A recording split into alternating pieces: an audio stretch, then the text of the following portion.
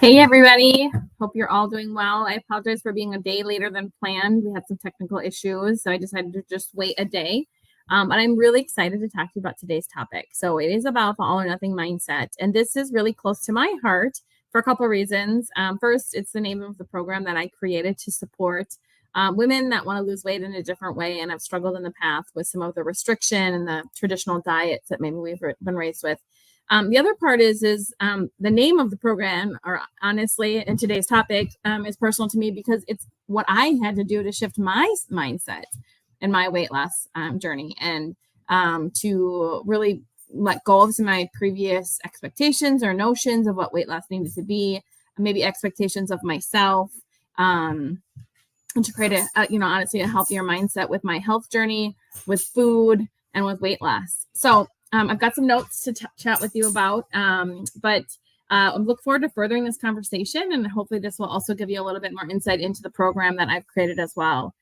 So when we think about the all or nothing mindset, this is a word that people use in a lot of different ways, or a saying that they use in a lot of different ways. It doesn't have to just be about weight loss. But for me, it really resonates because a lot of times, when we're starting a new diet, we're super excited and we've got a ton of energy around it.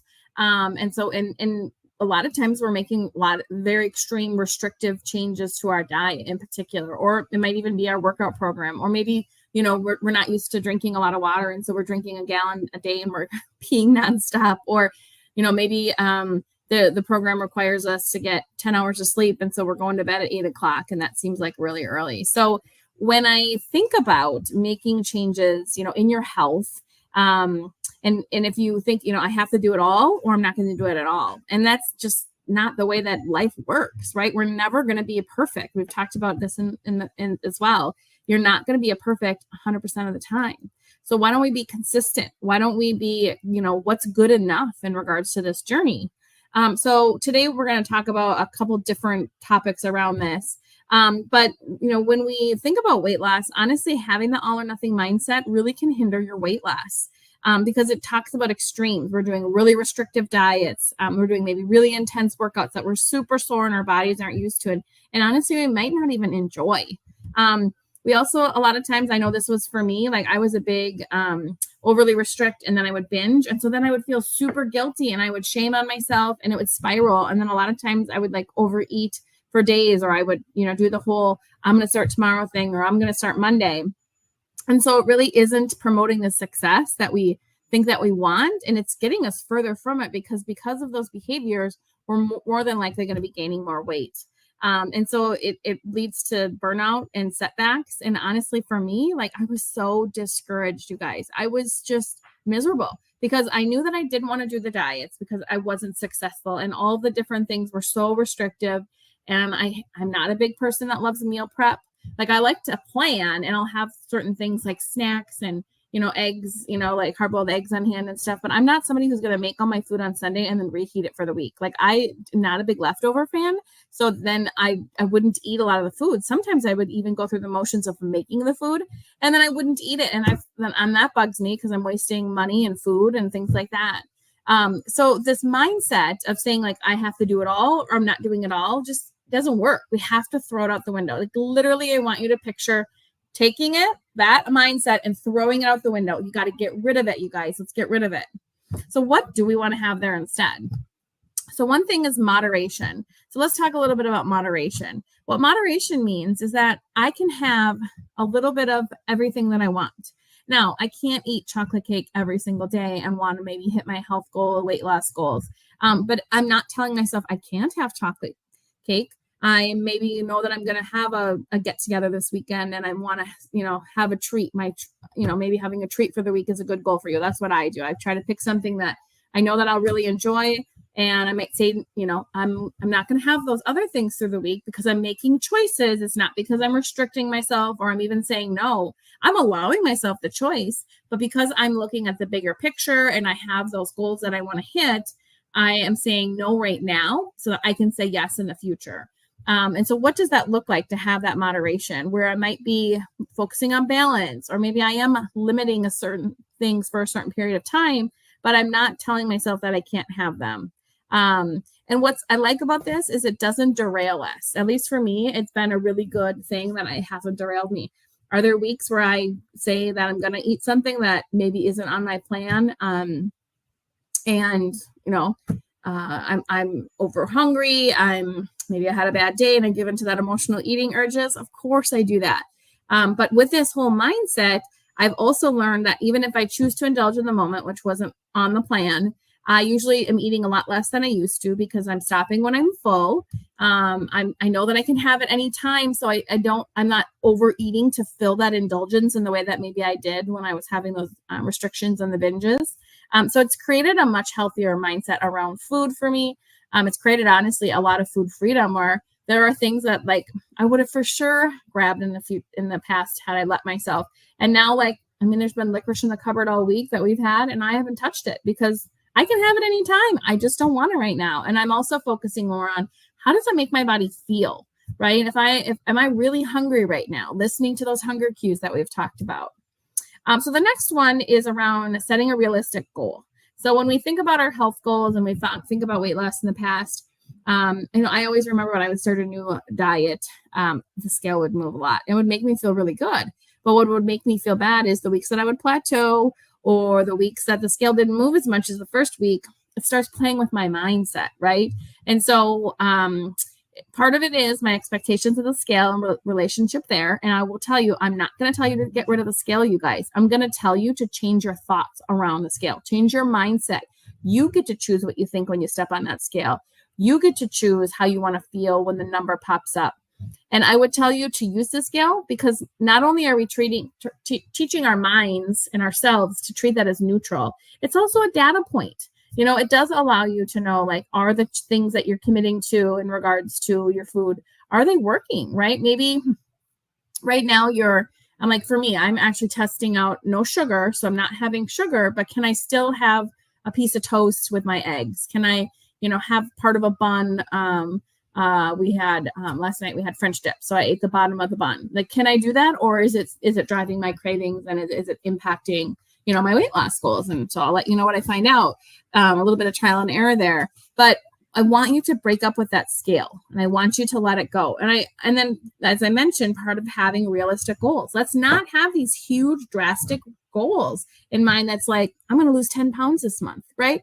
What if we lost 2 pounds this month? What if we lost 3 pounds this month? How does that make us feel in regards to, I am making progress. This is a lifelong journey. I am committed to this. Even when I hit my, dream come true weight, I am still going to have to do the things that got me here. So it's not having an endpoint in mind. And think by not having an endpoint in mind, we're not pushing for it as hard as we are. We're changing our mindset so that we're enjoying the journey along the way. And we're not telling ourselves that this is hard because we get to choose those thoughts. We get to choose to tell ourselves, is this hard? Or are we going to say, this is a skill I'm building. It's a weight loss is a skill that I'm building.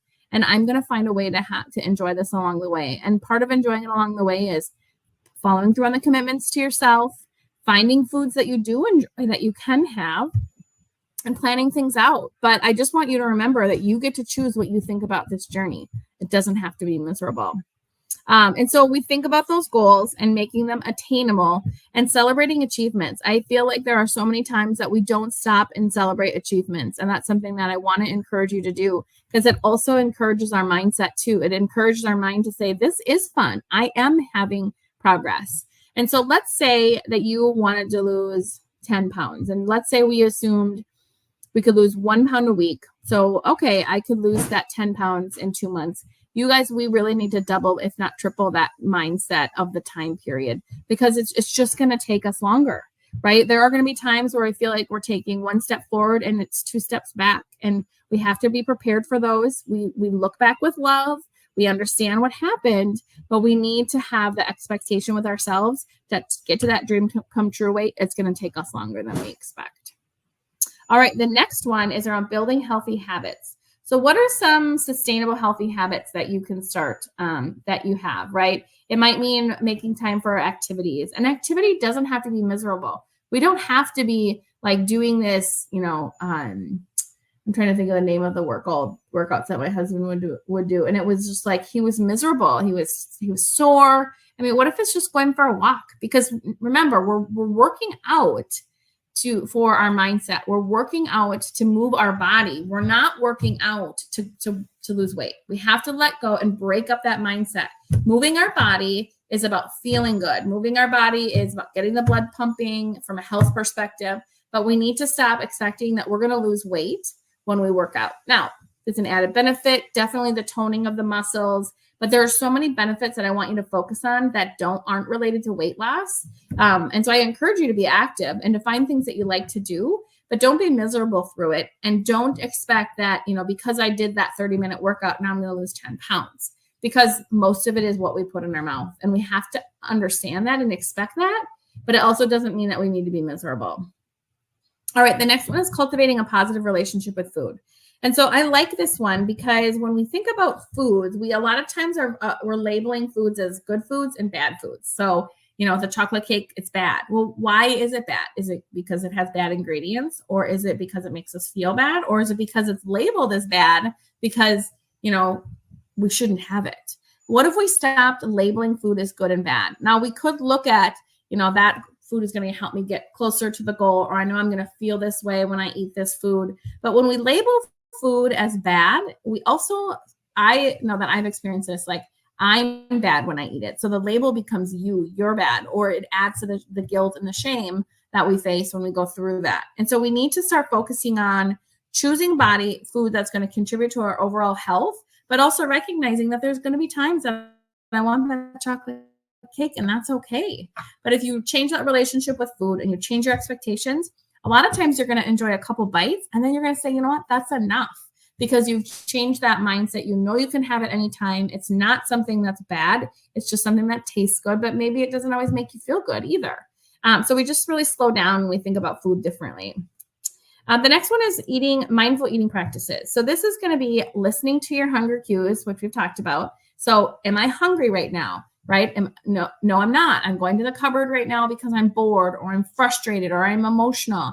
And what can I do to divert that feeling? Can I go for a walk? Can I actually sit down and identify what I'm feeling and what I'm going through? Maybe I'm thirsty. Maybe I need a glass of water, but don't just grab for the cookies or the whatever's in the cupboard. If you're not hungry, right? It's recognizing that I'm not hungry and I need to listen to those hunger cues. Because honestly, if we ate when we were hungry and stopped when we were full, that takes care of a lot of our weight loss issues, because we're just listening to our body and we're fueling it with what it needs to really, live for the day. So when you're eating, take the time to savor the bite, right? Eat without distraction. I mean, I'm a really fast eater. If any of you have eaten with me before, like I clean my plate. And I've really been working on slowing down, or saying, you know what? I might not be full when I eat half of this, but I'm going to stop when I've eaten half. I'm going to take a break. And honestly, most of the time I box it up and I take it home. I've also been working on not having seconds. So like when we're at home and I fill my plate, I have a normal portion and I don't go for seconds. So I savor the food. I slow down and eat because I want to enjoy what I'm eating and I want to taste it.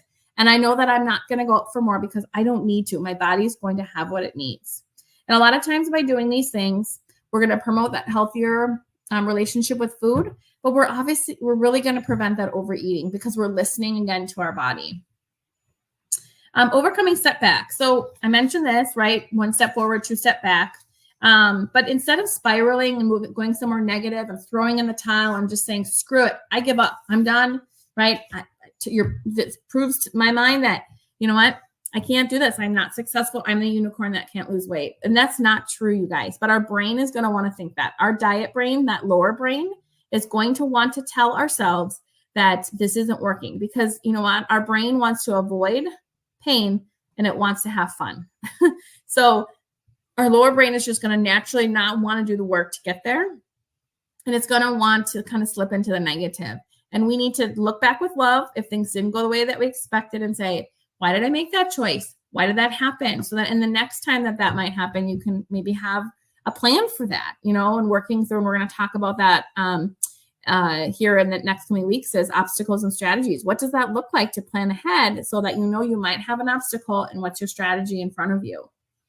And then the last one here is seeking support. So don't be afraid to ask for friends and family for support. Or if you have somebody in your family who is pushing food on you or is making you feel guilty for stopping and eating half the food, or maybe they're feeling guilty because they're not, you have to be okay with where you're at and be proud that you're making choices that are best suiting for you right now. But it's also okay to just ask for help and just say, hey, like, do you mind if we plan out dinners for the next week? Here's some things I had in mind. I'll make it. Or could we make dinner together? Would you help me in an encouraging and thoughtful way?